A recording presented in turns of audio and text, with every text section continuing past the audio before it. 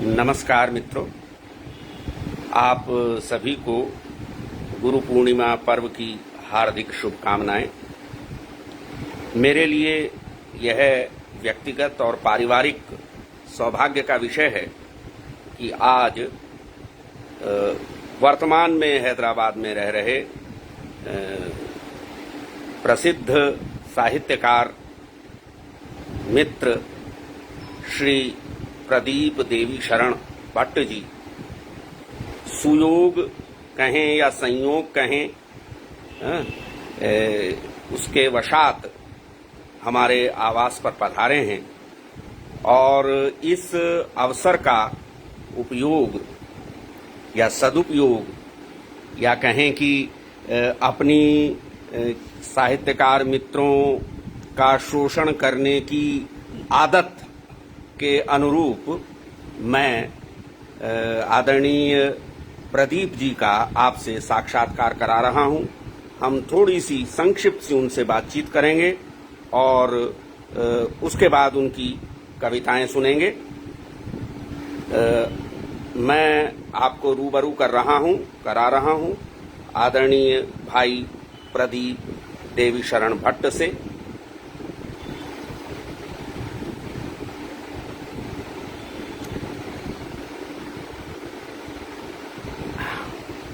प्रदीप जी, अभी मुझे ध्यान आ रहा है कुछ समाचार पिछले सप्ताह ही शायद या उससे कुछ पहले, संभवतः 20 तारीख के आसपास हमने देश भर के मीडिया में देखे और यह हमें पता चला कि मैसूर में आयोजित एक भव्य साहित्यिक समारोह में आपकी नवीनतम कृति, संभवतः औपन्यासिक कृति काला हंस का लोकार्पण संपन्न हुआ।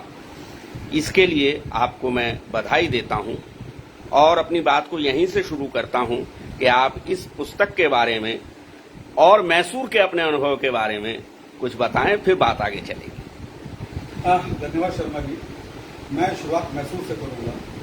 मैं पहले भी 93 में प्रवास कर चुका हूं मैसूर का, और मैसूर कर्नाटक राज्य का ऐतिहासिक क्षेत्र है और चंदन, खुशबू, ये सब तो वहाँ है ही, पर हमने प्रयास किया था इस बार कि हम उसमें थोड़ा सा साहित्य का घोल भी घोल दें और साहित्यिक खुशबू भी चंदन की तरह कुछ हो जाए। तो इस प्रयास में हम लोग सफल रहे और वहीं मेरी इस पुस्तक का लोकार्पण हुआ है अखिल भारतीय सर्वभाषा संस्कृति समन्वय समिति के मंच के तले।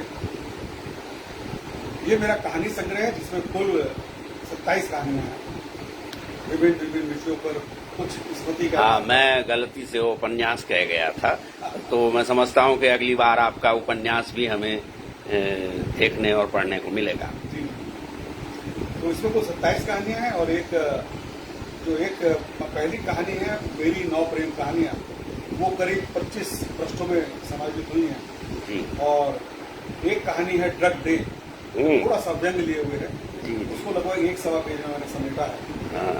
और कुछ जैसे एक रंजी दीदी है कहानी, वो मेरे बचपन की, लखनऊ में जब मैं पढ़ता था उसकी स्मृति के आधार पर है। या बागपत में जब मैं 6th स्टैंडर्ड में था तो एक लड़का था जो गधे पे आता था स्कूल में, गधे पे आता था, स्मृति के आधार पर। तो मैंने ये किस कक्षा की बात बता रहे हैं आप? 6th स्टैंडर्ड, आई थिंक मेरे ख्याल से 76 की बात है। अच्छा, 77 की। तो उसका नाम संतराम था। तो संत था तो गधे पे आता था। और क्लास में सबसे लंबा था, लोग उसको छेड़ते थे, बच्चे छेड़ रहे उस तरह। और पता नहीं मुझे क्यों पसंद आ गया था, तो सामने रंग का, मैंने कहा भाई मेरे पास बैठ जाओ, मास्टर जी ने कहा बैठा ले। वहां से हमारी दोस्ती शुरू हुई और वो दोस्ती इतनी परवान चढ़ी कि सब बच्चे शिकायत करते थे टीचर से, भी तो प्रिंसिपल तक शिकायत थी कि भैया हमें गधे पे नहीं बैठाता, प्रदीप को बैठाता।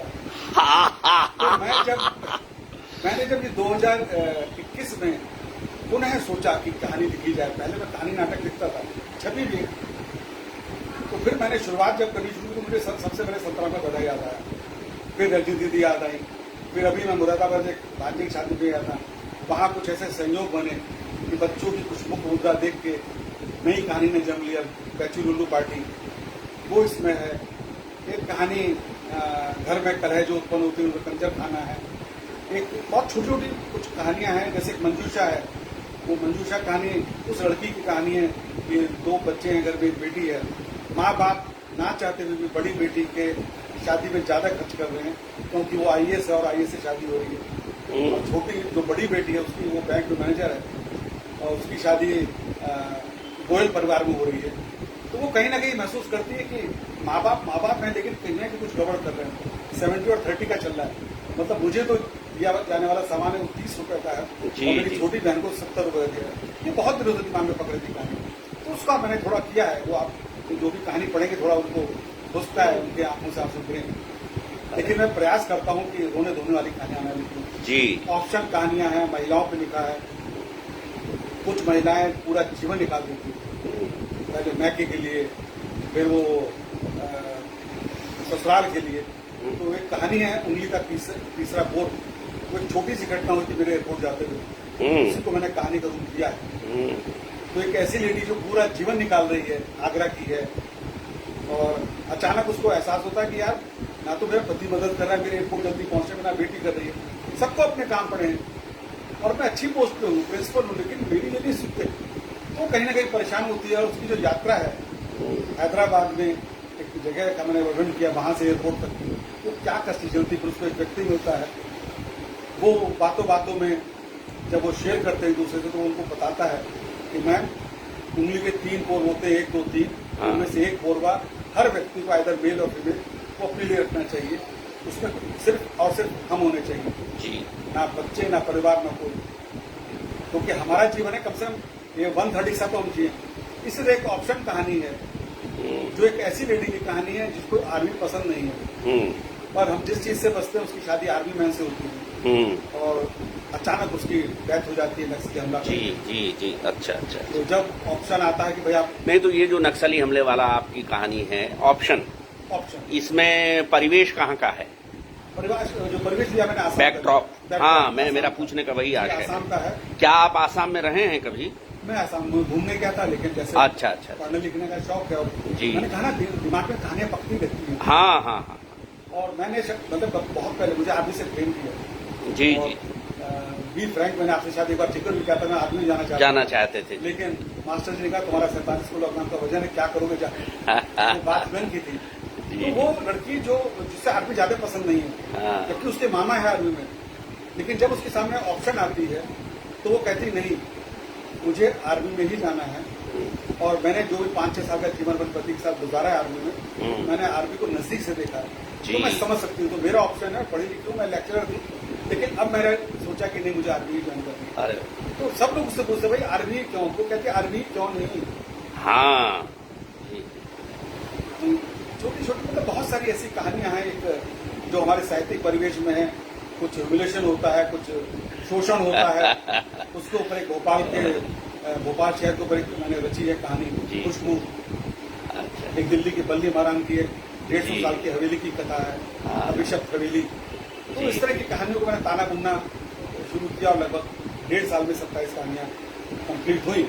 और अंत में एक जो कहानी लिखी वो लिखी अंततो गत्वा जी, वो मैंने थोड़ा अल्मोड़ा का लिया है परिवेश।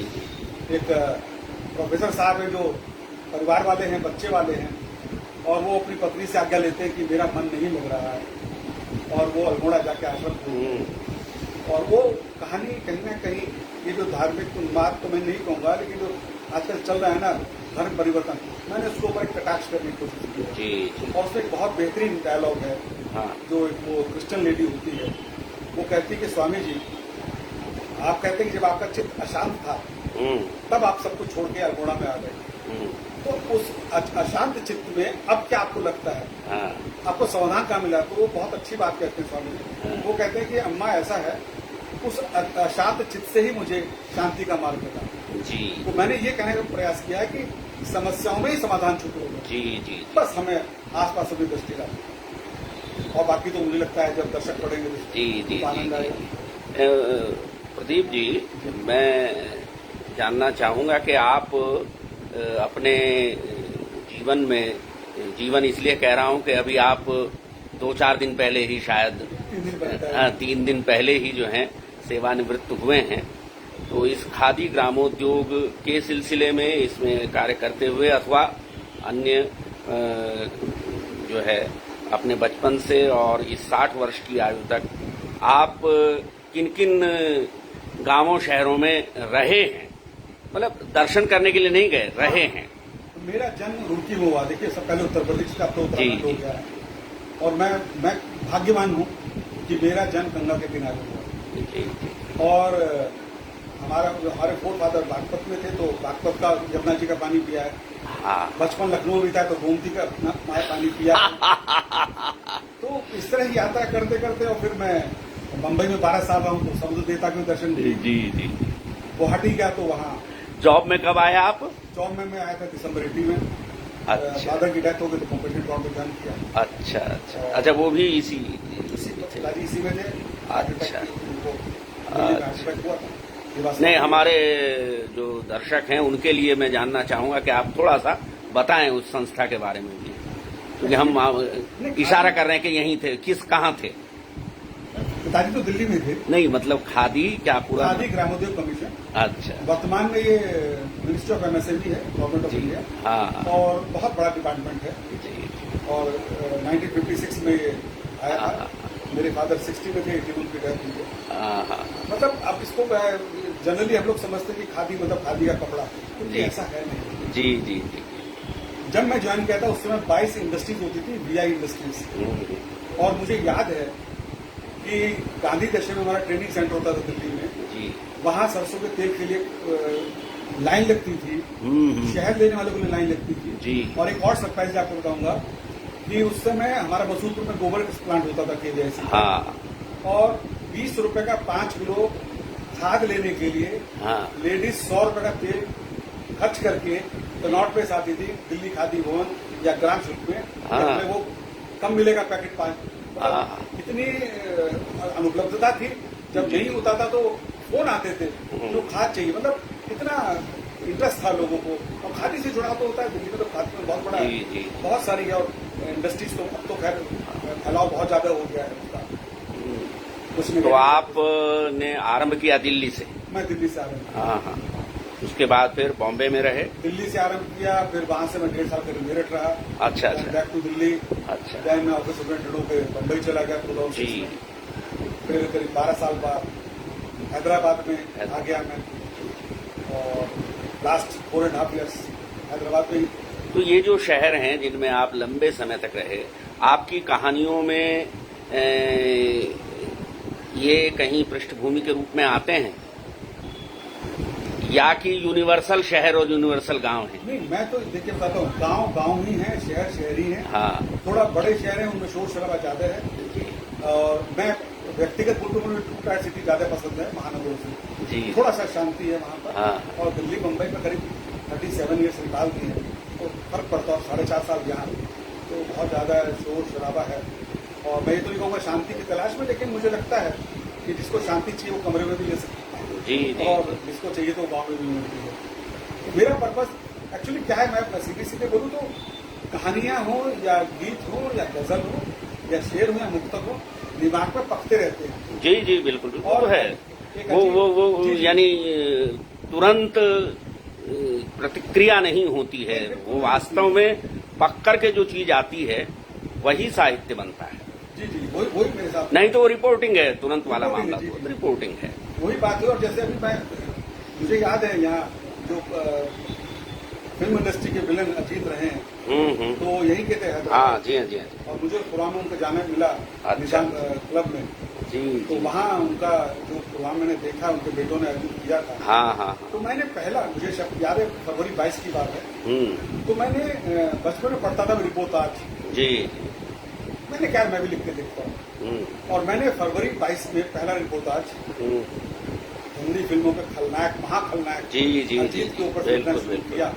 और धीरे धीरे धीरे धीरे मुझे स्वयं में संतोष है कि ये लोग गीत गजल पसंद करते हैं। कुछ लोग हैदराबाद में जानते हैं कि ये 2 लाइन का मास्टर है, 2 लाइन में बहुत अच्छी बात कह देता है। लेकिन धीरे धीरे रिपोर्टाज मेरे बड़े पसंद किए गए जी जी। और फिर मैंने कुछ नहीं, इसीलिए मैं अभी आपसे ये कह रहा था कि उन रिपोर्टाज से जो मुझ पर जो प्रभाव पड़ा है, आपका इम्प्रेशन जो है वो ये कि आप बहुत अच्छे संस्मरण लिख सकते हैं। और अब आपको थोड़ा सा पीछे देख करके और संस्मरण लिखने चाहिए, ऐसा मुझे लगता है। बस प्रयास करते हैं। आपने कविताएं कब लिखना शुरू किया? ईमानदारी से बोलता हूँ, शुरू में शब्द जोड़ता था हाँ, वहीं से शुरू और होता है। जो थी ना वो सुमन की चाह नहीं मैं सुरबार। जी जी मुझे जी। वो कविता ऐसा देखिए कई बार माखन लाल चतुर्वेदी। माखन लाल चतुर्वेदी और वो कविता पता नहीं क्यों मेरे दिमाग से निकल नहीं रही। चाह नहीं मैं सुरबाला के गहनों में गूंथा जाऊं। तो जब जी की बात है 79 दिसंबर की बात है जब ये प्रस्ताव आया जननानपुर कॉलेज बागपत में कि भाई पत्रिका छप रही संभावना, अगर कोई बच्चा अपनी कविता देना चाहता है तो दे। हाँ, तो मैंने वो कविता लिखी।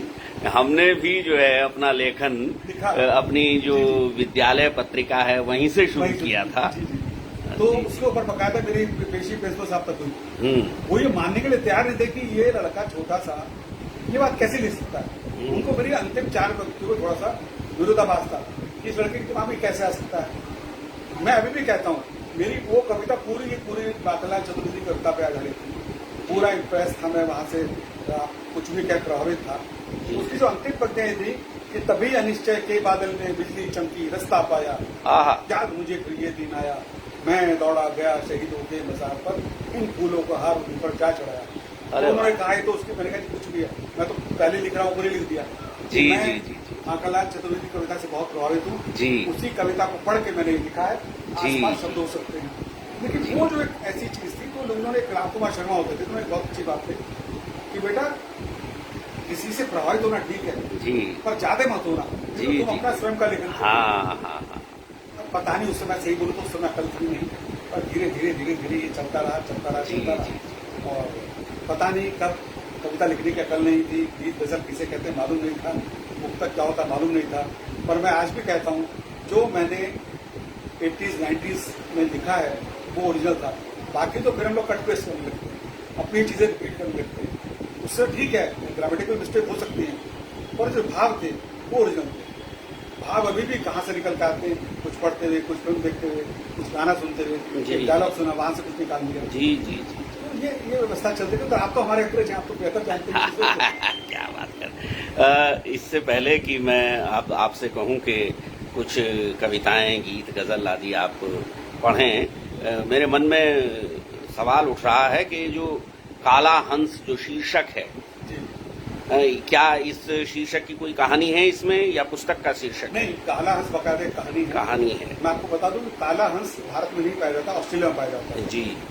और ऐसी एक जिक्र हुआ मेरे मित्र से, वो काला हंस का जिक्र आया जी। तो फिर मैंने काला हंस की हिस्ट्री निकाली तो पता चला ऑस्ट्रेलिया में। अच्छा। और ये भी पता चला कि काला हंस फैमिली के प्रति बहुत प्रोटेक्टिव है। हाँ। और उसकी जो पंख है, अगर वो उसको लगता है कि मेरी फैमिली को कोई डिस्टर्ब कर रहा है, अच्छा, वो हिट करता है तो आपकी पसली टूट सकती है। ओह, मतलब बहुत ज्यादा प्रोटेक्टिव होते हैं। अच्छा। तो काला हंस कहानी वहीं से आई। अरे उसका मैंने ताना बाना ऐसी गुना दिल्ली और मुंबई को लेके। हाँ। तो होता है बस नहीं, इससे ज्यादा नहीं पूछेंगे हम, ताकि पुस्तक के बारे में जिज्ञासा बनी रहे। इस पुस्तक के बारे में आप अंतिम सूचना ये दे दें मुझे कि ये कहाँ से प्रकाशित हुई है? ये पुस्तक प्रकाशित हुई है India net books private limited Noida से। और ये इनकी भी साइट पर उपलब्ध है और अमेज़न पर भी उपलब्ध है। जी। कॉस्ट इसकी 350 रुपये की गई है। जरा इसका मुखड़ा दिखा दीजिए। जी अवश्य। हाँ, पीछे भी दिखा देता हूं। हाँ जी हाँ बिल्कुल।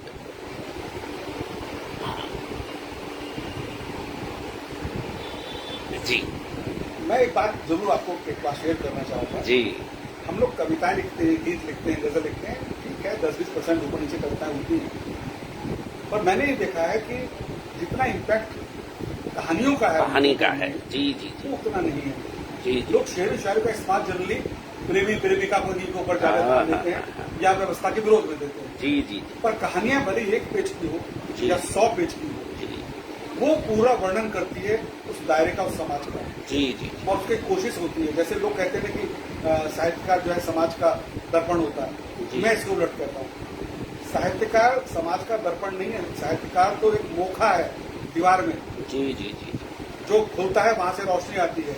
और उस साहित्यकार की इतनी कुव्वत दी है ईश्वर ने कि वो व्यवस्था को बदल सके, व्यवस्था को बदलने में योगदान दे सके, वो सत्य कह सके। जो सत्य कह सके वो ही साहित्यकार है। तो अब लोग कहते हैं छद्म साहित्यकार, मैंने कहा था भाई तो अपने संतुष्टि की बात है। साहित्य तो रचा तो जाता नहीं, आप जो लिखते हैं वो भविष्य में क्या होगा वो तो जनता जनार्दन तय करती है, ईश्वर तय करता है। जी। तो अब आप क्या सुना रहे हैं? अब मैं चुप हो जाऊंगा, आप मन से अब बोलेंगे। मैं बिल्कुल मैं चाहूंगा एक बार मैं सुनाऊं, एक बार आप सुनाएं। नहीं, मैं किसी अलग से सुनाऊंगा। ये शुद्ध रूप से ये हमारा फॉर्मेट है। जी जी। ये शुद्ध रूप से जो है हमारे जो अतिथि घर पर आते हैं उनके लिए ये फॉर्मेट है कि उन्हीं को हम सुनते हैं। मैं आपको एक छोटी सी घटना हुई थी जी। कि मैं दिल्ली ऑफिस में था, कनॉट प्लेस में। तो हमारी जो लेडीज स्टाफ थी वो जब बाहर आती थी तो हम लोग 2-3 जेंट्स से खड़े रहते थे। तो वो शाम को पीने पिना गया होते तो उनका कहते उनका हस्बैंड या भाई जो भी यहाँ ले जाए तो हम लोग वहाँ से प्रस्थान करते थे 10-15 दिन। एक दिन बारिश हो रही थी तो मोहतरमा के हस्बैंड आया, उन्होंने अच्छे तो थे वैसे तो उनका प्रदीप मुझे पता बेटा पवन शुरू हो गया। तो मैंने कहा पवन ये क्या है? तो उन्होंने कहा पवन हेलीकॉप्टर। तो बारिश हो रही थी, हम लोगों ने बातचीत करी लेकिन दिमाग चल गया और दिमाग ऐसा चला कि बस में बैठे बैठे लिखना शुरू कर दिया। जी। 87-88 की बात है। उसी समय आया था। पवन हंस के डोले पर तुम बैठ दूर में चल देती। हाँ। मैं बेबस व्याकुल सा होकर रोज अकेला रहता। वाह। पवन हंस के डोले पर तुम बैठ दूर में चल देती हो, मैं बेबस व्याकुल सा होकर रोज अकेला रह जाता हूँ।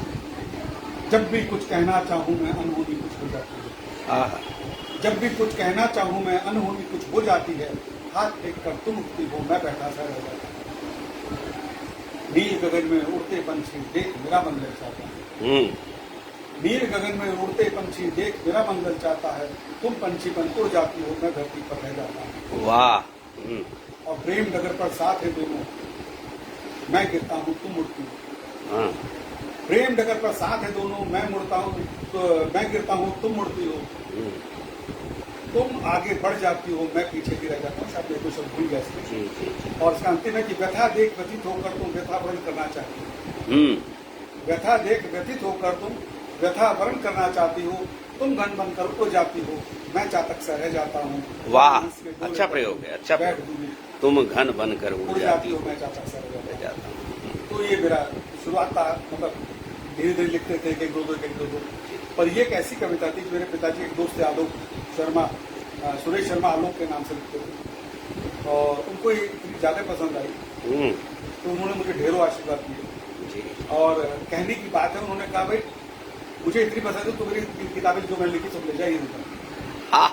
मैं सच बोलूं मुझे अकल नहीं थी मुझे उस समय। नहीं, लेकिन आपने जो विद्यार्थी जीवन की रचना सुनाई या जो अभी ये रचना सुनाई, दोनों से ही एक बात का पता चलता है कि स्वाभाविक रूप से आपके कथन में एक विशेष प्रकार की रवानी या लय है, हाँ, जिसे लोग जबरदस्ती करके अपने आप को कवि बनने के लिए खोजने की कोशिश करते हैं और नहीं पकड़ पाते। तो ये रवानी ये बताती है कि आपके भीतर छंद बजता है, समझे? ये जो है रचना में जो गति है, ये जो सहज गति है, मैं समझता हूं कि ये बड़ी उपलब्धि है आपकी कविता के शिल्प की। स्वागत। मुझे लगता है ये सब माँ सरस्वती के बिल्कुल जी हाँ। वो लिखवा रही है, हम लिख नहीं, इससे ये भी पता चलता है कि आपने काफी कविताएं खूब पढ़ी और गुनगुनाई हैं किसी समय में। हाँ, लेकिन मैं एक चीज और आपको भूलना नहीं चाहता कि मैं ऑफिस में था तो हमारे यहाँ हिंदी दिवस वगैरह होते ही हैं। हाँ। तो मुझे याद है कि अचानक जो है वो प्रस्ताव आया कि भाई विष्णु प्रभाकर जी आएंगे। जी, विष्णु प्रभाकर। तो हम तो 4-5 लोग थे जो कविता पढ़ते थे। हाँ। तो उन्होंने कहा इस कविताओं के अलावा एक सब्जेक्ट देंगे उसी समय और आपको बोलना है। अच्छा। तो कोशिश करता हूँ जो मैंने मतलब जो सब्जेक्ट दिया उन्होंने पढ़ा जी। तो विष्णु प्रभाकर जी ने जो उनके साथ मुझे याद एक लेडीज और 3 लोगों की टीम थी, वो इसी बात पे 5 मिनट माथापच्ची करते गए। उन्होंने कहा, अब मुझे मालूम है वो मेरे नाम प्रथम के लिए पुरस्कार के लिए बोला जी। उन्होंने कहा इस लड़के के पास शैली है जी और डरा नहीं है। और ये शुरुआत करता है हरिवंश राय बच्चन से जी और अंतम करता है महादेव वर्मा जी से। जी कि लो संभालो अपने नगमे मेरे नगमों को नींद आती, कुछ महादेव वर्मा जी करता। तो उनका इस उम्र में ये इतना अच्छा प्रयोग कैसे कर सकता है? तो उसने कहता है उसमें कैसे करेगा, अभी सब्जेक्ट तो हमने दिया है। तो वो मुझे मैं मतलब अपने आप को खुशनसीब मानूंगा कि विष्णु प्रभाकर जी के द्वारा मुझे प्रथम पुरस्कार मिला। और इसलिए और ज्यादा खुशनसीब कि कनॉट प्लेस जानते हैं कि इंडियन कॉफी हाँ हाउस, हाँ हाँ वहाँ महफिल जमती थी। एक मेरे मित्र हैं भी वहाँ पे देहरादून में, अजय नारायण शर्मा। तो हम दोनों को बहुत सौभाग्य है उनके संग का। और नेक्स्ट ईयर फिर मुझे प्रोफेसर यशपाल के हाथों पर पुरस्कार जी मिला। जी जी और वही सब्जेक्ट देना हाँ हाँ और पढ़ना। तो मैं इसको भी कहूंगा सब ईश्वर का आशीर्वाद है। बिल्कुल बिल्कुल मुझे याद नहीं पड़ता कि मैंने कभी इस तरह के स्टैंड को सब्जेक्ट दिए तो जी, जी। हमेशा फर्स्ट, अरे तो वाह। मुंबई में। जी जी तो वो शायद मैं मतलब मेरा ही अपना मानना है कि सब ऊपर की शक्ति है निश्चित जो आपसे रूप से। करा रही है। जी निश्चित गलतियां भी होती हैं लेकिन सुधार भी वहीं से आता है। जी अगली रचना। अच्छा, अब मैं आपको एक हाँ ऐसी कविता संग्रह अब तक आपके कितने आए हैं? मेरे 2 आ चुके। मेरा दो पहला आ चुके हैं कविता संग्रह था, और तीसरा शायद प्रेस में है। तीसरा अभी मैं देने वाला हूँ। हाँ जी जी जरा तीनों के बारे में भी आप बीच में जी। जरा सी जानकारी देते चलेंगे बीच बीच में। मैं पहले देता हूँ। दरिया सूख कर सहरा हुआ है। हाँ एक्चुअली मैं लिख रहा था और अगर मैं अब सोचता हूँ तो मैं लगता था मैं वाकई में बहुत बड़ा बेवकूफ था, लोगों की सुनता नहीं था। कुछ कहानियां मेरी छपी दिल्ली में, कुछ जी। मुंबई में भी भेजी मैंने, कहीं और भी जगह भेजी, छपी नहीं। शुरू में मैं नाटक लिखता था तो नाटक सीधे ऑल इंडिया रेडियो भेजती। जी वो लड़कपन था, अगर वापस आ गया तो लगता था क्यों वापस आया। जी तो आया विचार कि नहीं मुझे छपना ही नहीं है, जी। मैं छपूंगा ही नहीं। जी और वो जिद मैंने करीब 36-37 साल तक पाल के जी जी जी जी हाँ तो 36-37 साल तक वो पालने के बाद लेकिन मुझे जल्दी ही एहसास हुआ। जी मेरा जब हैदराबाद में आया तो जी मुझे एक बात का ही एहसास हो गया, यहाँ पर मित्रों का जो प्रभाव था या दबाव था तो उन्होंने कहा भाई कम से कम एक तो छपाओ। जी फिर मैंने कुछ अपनी रचनाएं संकलित की जी और वो दरिया सूख कर सहरा हुआ के हाँ। प्रकट हुई जी जी और यही उर्दू हॉल हैदराबाद में उसका हाँ। लोकार्पण हुआ। जी ये मुझे मालूम है। उसके बाद कोरोना भाई साहब आ गए, जी थोड़ा बंद किया, लेकिन लेखन तो रुकता नहीं है। जी बहुत कुछ लिखा हुआ पुराना, करीब 4 दशक हो गए। हाँ तो फिर मैंने दूसरा लिखा असलियत पे चांद मेरे पास है। हाँ और असलियत पे चांद मेरे पास तो आपने पढ़ा भी है। जी जी जी चूंकि हम लोग बात कर रहे थे ना तो मैं उसके जरा सा बता दूं। जी मेरठ से दिल्ली आते हुए हाँ मोती नगर एक जगह पड़ती है, जी जी वहां से एक जी, बुरके जी वाली महिला जो कि 7-8 साल की बच्ची को लेकर चलती है। अच्छा और ज्यादा भीड़ नहीं, लेकिन वो बच्ची मेरे पास ही आके बैठती है हाँ और कहती है कि मुझे अंकल की गोद में बैठना है। अच्छा तो मैं कहता हूँ बेटा सीट तो खाली कितने नहीं, मुझे आपकी गोद में बैठना है। हाँ। बेटा भगवान जाए। अच्छा तो मैंने उसकी माँ को देखा, उसने कहा भैया बैठा दो। हाँ। बैठा दिया। और मैं आपको सच कहता हूँ, ठीक है अपनी अपनी पसंद है, उतनी खूबसूरत बच्ची मैंने देखी नहीं आज। हाँ हाँ और वो लोग गाजियाबाद उतर गए और मैं दिल्ली उतरा और मैं अपना लोकल लेके जब वापस आ रहा था तो मेरे दिमाग में जो पहला शब्द आया वो ये था कि चांद तो बहुत लोगों ने लिखा है, जी वो जो दिखता है फलक पे अक्सर, असलियत में चांद मेरे पास है। हाँ हाँ हाँ वो जो दिखता है फलक पे अक्सर, असलियत में चांद मेरे पास है। वो कभी इस पक्ष और उस पक्ष में हाँ और मेरा निष्पक्ष मेरे पास है। वाह वो जो नहीं ये पंक्ति मुझे बहुत अच्छी लगी थी। जी मुझे ये मैंने 4 पंक्तियों में हाँ, हाँ, थोड़ा उसका जी, एक्सप्रेशन जी, दिया। जी पर जैसे फिर मैंने पढ़ा भी कि कितने चांद होते हैं, पूजाकरी मेरे पास है, उनके अलग अलग रूप में। जी जी जी जी और वो जी पंक्तियां मेरे दिल पे जो याद है करीब हाँ, करीब हाँ। 1999 की बात है जब ये घटना हुई। अच्छा अच्छा लेकिन फिर ये जब मैंने अपनी दूसरी पुस्तक को सोचा भाई इसको लोकार्पण किया जाए, इसको छपाया जाए, जी जी तो मैं डिसाइड कर चुका था हाँ कि मुझे इसका शीर्षक यही रखना है। अरे वाह और मैं कहीं ना कहीं उस बच्ची को आज भी याद करता हूँ। बेशक बेशक बेशक अब मैं आपको अभी हाल ही में कुछ लिखा है जून में ही, जी स्वागत है। ये दीपक बुझ नहीं सकता शीर्षक है। हाँ कि उड़ो आकाश में ऊंचा मगर ये ध्यान भी रखना, हाँ उड़ो आकाश में ऊंचा मगर ये ध्यान भी रखना, हाँ कोई भी देर ज्यादा तक वहां पर टिक नहीं सकता। हाँ हाँ ऊंचाई पर कोई नहीं। उतनी ऊंचाई पर जी जी कि जी उड़ो आकाश में ऊंचा मगर ये ध्यान भी रखना, कोई भी देर तक ज्यादा वहां पर टिक नहीं सकता।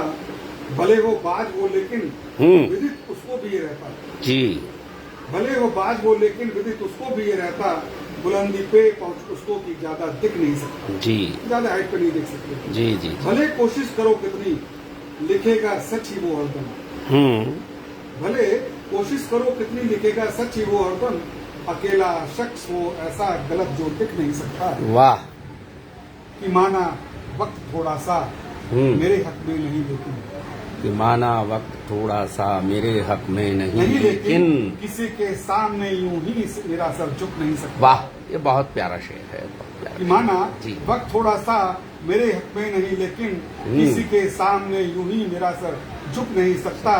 है इतनी ताप इसमें जो समय को बांध कर रखे। आप तो तेवरी के आंदोलन के प्रणेता रहे, अरे लेकिन असर हमें भी है शायद मेरठ के पानी का। क्या इतनी जी, ताप स्वागत इसमें जो समय को बांध कर रखे। समय बलवान है इतना कि रोके रुक नहीं सकता। वाह, ये माना कच्ची मिट्टी है मगर ताकत बहुत इसमें। ये माना कच्ची मिट्टी है मगर ताकत बहुत इसमें। हाँ। ये 2-4 बारिश में मगर घर गिर नहीं सकता। वाह, भले कमजोर हो बाती मगर हिम्मत बहुत उसमें। भले कमजोर हो बाती मगर हिम्मत बहुत उसमें। चले तूफान या आंधी ये दीपक बुझ नहीं सकता। वाह वाह वाह वाह वाह वाह, कि कितने आए ठहरे खो गए रंगीन दुनिया में। वाह, कि कितने आए ठहरे खो गए रंगीन दुनिया में मगर किरदार लोगों का कभी भी छिप नहीं सकता। नहीं और इस सकता। गजल का मक्ता पेश कर रहा हूँ। जी, स्वागत कि है। वो होंगे और जो दौलत की खातिर रोज बिकते हैं। वो होंगे और जो दौलत की खातिर रोज बिकते हैं।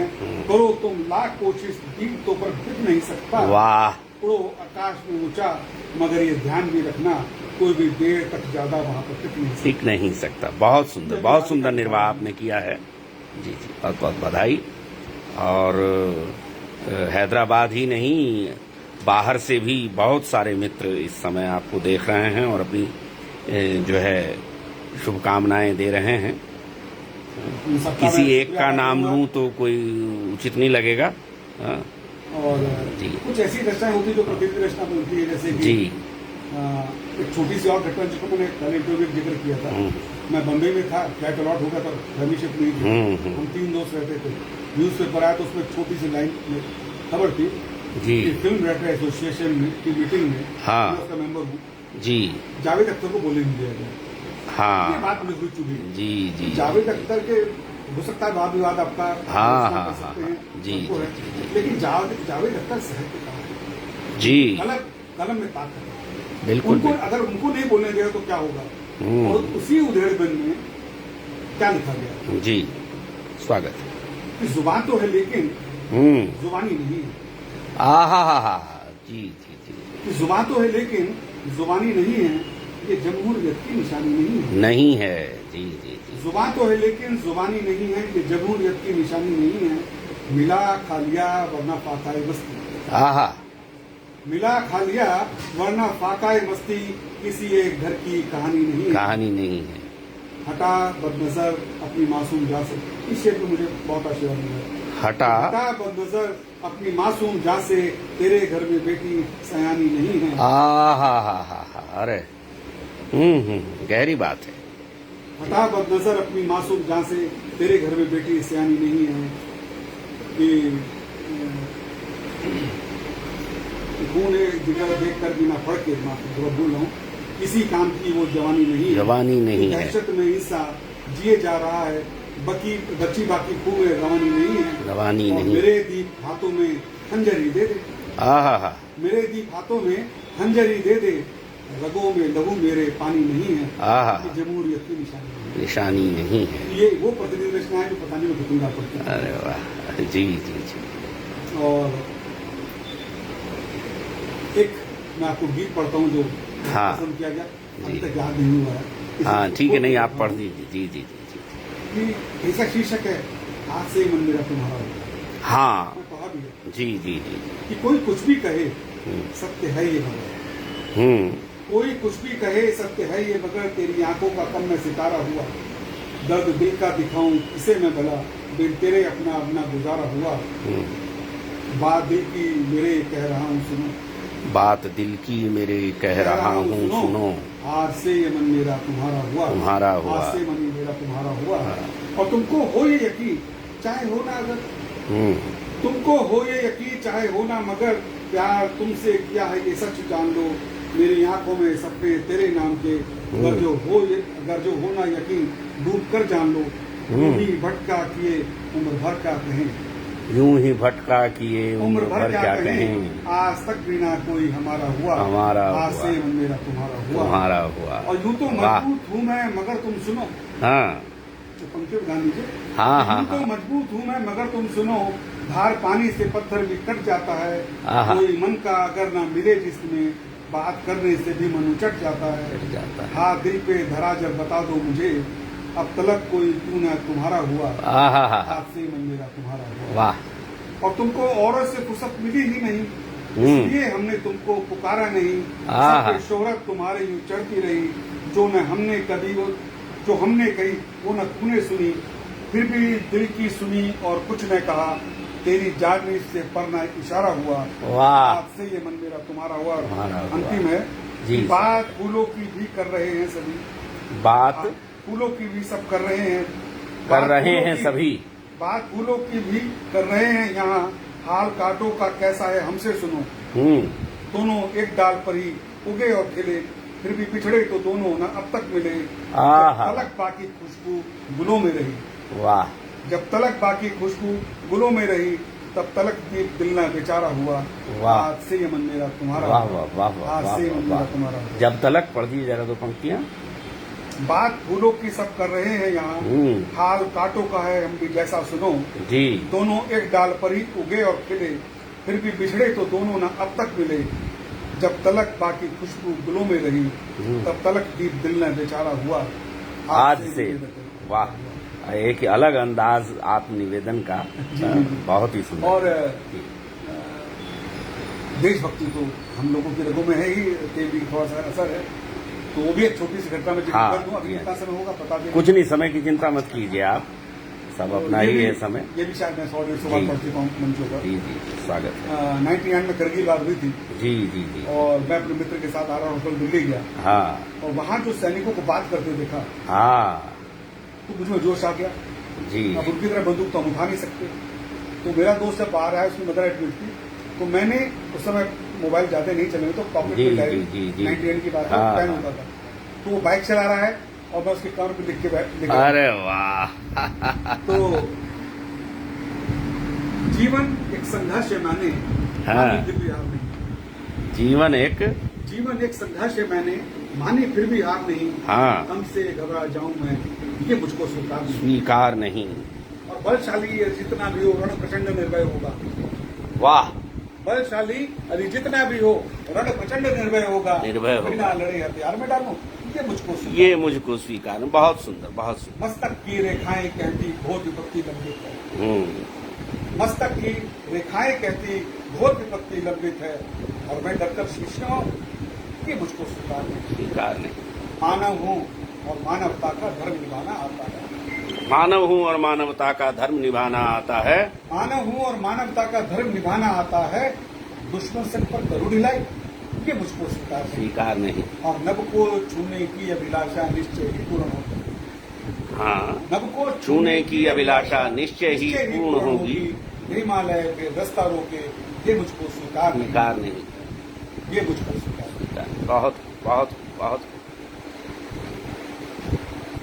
अच्छा, वैसे ये सवाल जो है अजीब सा है, जी जी लोग कई बार पूछते हैं। अभी आपने हालांकि अपनी पसंद की कई रचनाएं सुनाई, अगर मैं कहूं कि क्योंकि मैं इस सवाल का अपनी ओर से जवाब नहीं दे पाता जब कोई मुझसे पूछता है जी जी। कि सबसे प्यारी रचना आपको कौन सी है या जिसे आप अपने सबसे निकट पाते हैं। मैं देखिए क्या मैं जानूं डाला, हाँ लेकिन अगर मैं देशभक्ति की बात करूं तो मैं देशभक्ति काफी कुछ लिखा है, जी मुझे जी देशभक्ति भी है। हाँ। गजलों में जो मैंने अभी सुनाई आपको, जी जी जी जी हताबंद नजरों की मासूम दास से तेरे घर में देखी शादी, बिल्कुल। तो शायद मैं 150 बार पढ़ चुका हूँ, हाँ हाँ देशभक्ति भी 150 बार पढ़ चुका हूँ। जी जी अभी पिछले दिनों 18 जून को लास्ट ईयर, जी कभी कभी होता है देखिए ऐसा कि जी। 18 जून को रानी लक्ष्मी का जन्मदिन था और एक जन्मदिन और भी है, हाँ हाँ तो ग्रुप बहुत सारे चित्र आते हैं, जी, तो वहाँ था भी रानी लक्ष्मी का जन्मदिन है, जी। 11 बजे तक लिखना था, और मैंने अच्छा। 10:55 को उसको देखा, हाँ हाँ हाँ क्या लिखे आदमी, जी अब कहीं ना कहीं देशभक्ति का खून दौड़ रहा है। हाँ। मैंने 4 पंक्तियां लिखी, पोस्ट की, जी। उसके बाद बहुत फोन आए, इसको आप एक्सटेंशन दो, मैंने दिया। अरे तो वाह। मैंने कहा जो बात इन 4 पंक्तियों में है वो फिर आप किताब में लिखिए, जी जी जी जी तो मैंने वो 4 बीते मैं बताता हूँ। जी, स्वागत तू है। तो अपना काम कर गई, हम्म, या तो मंगल पांडे जी और या फिर राधी झांसी, जी जी, जिनसे तू तो अंग्रेज अपना परेशान हो काम गए कर थे। गई। जी और उन्होंने वो जो काम किया है, जी, उनकी बिल्कुल। चोट रानी लक्ष्मीबाई की ज्यादा गहरी दे रही बिल्कुल बिल्कुल कि तू तो अपना काम कर गई, हम्म। जग में ऊंचा नाम कर गई, नाम कर गई। और सुर नहीं ढलता था जिनका, हाँ, उनकी दिन में शाम कर गई। शाम कर, मुझे याद आ रहा है, मैंने पढ़ा है ये। जी जी, फिर से पढ़ते हैं आप। कि तू तो अपना हाँ। काम कर गई, हाँ जग में ऊंचा नाम कर गई, और सुर नहीं ढलता था जिनका, दिन में उनकी शाम कर गई। शाम कर तू गई। तो अपना काम कर काम गई। कर गई। मुझे लगता है कि शायद मेरी तरफ से रानी लक्ष्मीबाई को, माँ रानी लक्ष्मीबाई को जी। इससे अच्छी श्रद्धांजलि दी। बिल्कुल बिल्कुल। तो 4 पंक्तियों में जो इम्पैक्ट है, जी जी जी जी, बड़ी-बड़ी वही कविताओं में चीज, वही बात है, वही बात। नया संकलन जो आपका आ रहा है, उसका उड़नाद। क्या नाम है? उड़नाद। उड़नाद। जी, जी, उसकी कोई रचना सुनाए? ऐसा मुझे याद नहीं होगा। अच्छा, इनमें नहीं है जो आपके पास है? नहीं, ये तो मैंने एक्चुअली बाई चांस क्या है, अच्छा। जैसे कहीं जाता हूँ चलिए तो ठीक मुझे है। मोबाइल पे जरूरी पढ़ना नहीं, पसंद मुझे लगा कि शायद इसमें कोई रचना उसमें से हो। होगी तो याद नहीं, हाँ, शायद हाँ। इसमें नहीं होगी। अच्छा, जी जी जी। उसमें जो अंतिम जो एक कविता है ना आपकी, इसमें काफी लंबी सी रचना है वो, जिसके साथ में आपने ये भी लिखा है कि ये किन परिस्थितियों में लिखी गई, अच्छा, प्रश्न वो किया है। हाँ जो शुरू की उसकी रचना है ना, हाँ। वो याद नहीं मुझे, लेकिन एक दिन अचानक बैठे बैठे ख्याल आया, हाँ उड़नाद का जब दिमाग में आया कि उड़नाद बनना है, ये सब होना है, तो मेरे दिमाग बहुत दिनों से आ रहा है, और ये बात सत्य है। हाँ मैं कहता हूँ साहित्यकार चाहे मेल हो फीमेल हो, उनको बाकी जनपद के साथ साहित्यिक जनपद भी मिलानी चाहिए। जी साहित्यिक लोगों के साथ असाहित्यिक लोगों का जो जोड़ है वो नहीं चलता है, जी तो वो एक साहित्यकार की मौत हो जाती है। जी जी मतलब जरूरी आप श्वास खत्म हो मर जाए, कि अगर आपको आसपास का माहौल ऐसा ना मिले और घर परिवार में ऐसा माहौल ना मिले, जी जी, तो ऐसे बहुत सारे मैंने किस्से देखे हैं हाँ हाँ कि पत्नी है ठीक नहीं है, पति ठीक है, तो अगर दोनों साहित्यकार तो एक दूसरे की स्थिति समझ सकते हैं, अदरवाइज तो घर में कोराम मचना है।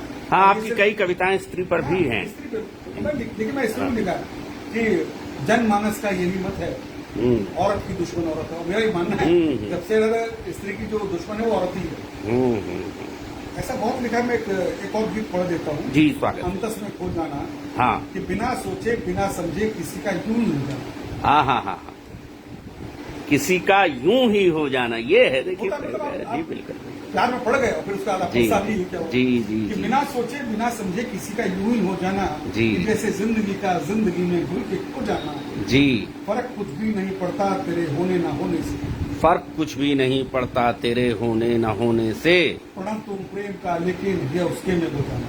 वाह वाह वाह, प्रणव तुम प्रेम का लेकिन ये उसके में हो जाना। जी। अभी तरुणाई है उसमें वयस थोड़ी सी तो बढ़ने दो, अभी तरुणाई है उसमें वयस थोड़ी तो बढ़ने दो, अभी तो प्रेम के किस्से उसे कुछ और गढ़ने दो।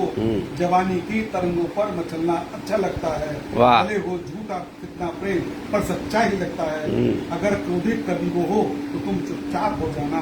आहा, हाँ मुझे याद है ये रचना आपकी, यहाँ याद आ गई मुझे। जी जी, कि अगर क्रोधित कभी वो हो हाँ। तो चुपचाप हो जाना। हाँ। प्रणव तुम प्रेम का लेकिन ये उसके में हो जाना। हाँ गलत फहमी में तुम जीते करेगी फिक्र वो तेरी, हाँ, गलत फहमी में तुम जीते करेगी फिक्र वो तेरी। सुनी उसने सदा अपनी, सुनी उसने है कब तेरी। उसे स्वच्छंदता प्यारी वो बंधन मुक्त रहती है, हाँ उसे स्वच्छंदता प्यारी वो बंधन मुक्त रहती है। उसे कहना जो होता है वो सबके सामने कहती, अगरचे प्रेम है उससे तो तुम अंतस में खो जाना। आहा, अगरचे प्रेम है उससे तो तुम अंतस में खो जाना। प्रणव तुम प्रेम का लेकिन है उसके में हो जाना। और कहा कितनी दफा समझो कोई दफा, कहा कितनी दफा समझो नहीं कोई और है दूजा। मैं इंसा हूँ समझ जाओ न समझो तुम मुझे पूजा। मुझे भी दर्द होता है आहा, कि जब वो रूठ जाती है, मुझे भी दर्द होता है मुझे भी दर्द होता है कि जब वो रूठ जाती है। मनाने की करूँ कोशिश तो शीशा वो दिखाती है, मगर महताब वो दिखे तो तुम आफ्ताब हो जाना। आहा, तुम प्रेम का लेकिन ये उसके में हो जाना। और अंतिम है जी। कि तकब्बुर में वो ऐठे दीप लेकिन तुम नहीं ऐठो। तकब्बुर में वो ऐठे दीप लेकिन तुम नहीं ऐठो, किसी के नाम पर दुनिया लुटा हर बीच नहीं बैठो, तुम्हारा अज़्म दुनिया आज या कल मान जाएगी। मान जाएगी। कि क्या है असलियत तो आज या कल जान जाएगी। अगर चाहत सुकू की है तो तुम थोड़ा सा छो जाना। अगर चाहत सुकू की है तुम थोड़ा सा छो जाना।